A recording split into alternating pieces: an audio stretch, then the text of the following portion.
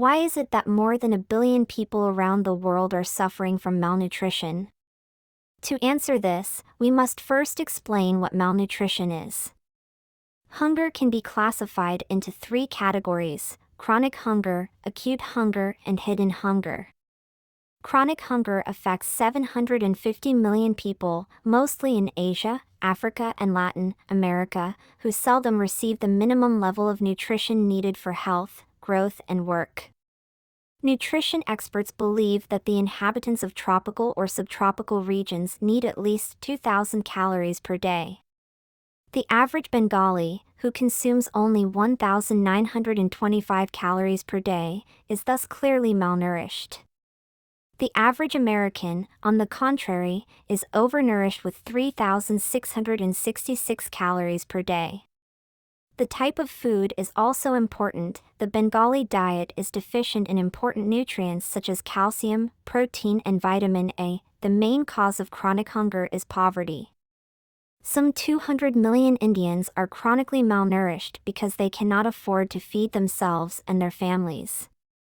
Another cause is the unequal distribution of land. 3/4 of all the land in India, including the most fertile, is owned by the richest 22% of landowners.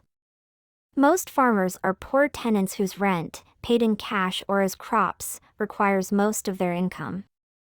A further cause is high population growth rates.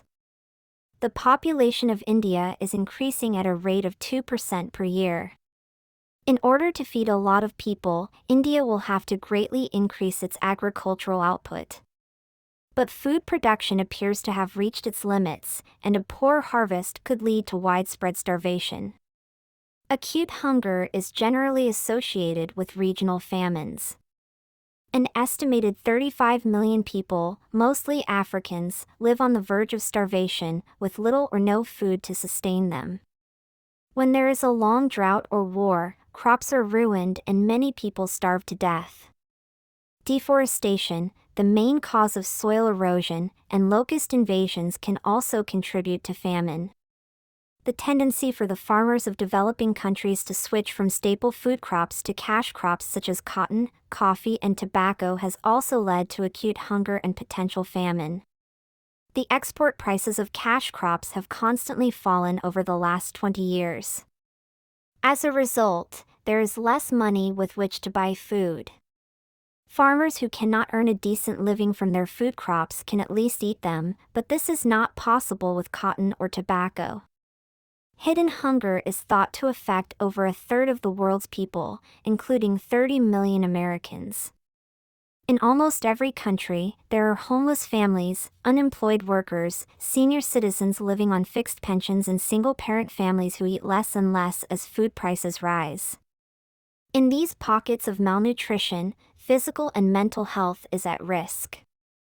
Hunger has always existed, and probably always will. However, it could be greatly reduced if only politicians were brave enough to try.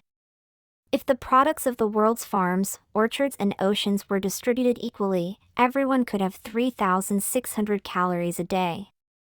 But because food is saved, fed to animals, wasted or destroyed rather than being given to people who cannot afford to buy it, 1 billion people must go to bed hungry tonight.